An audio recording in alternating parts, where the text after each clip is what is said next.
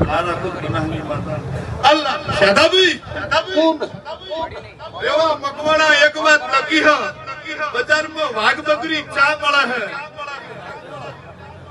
હે બજારમાં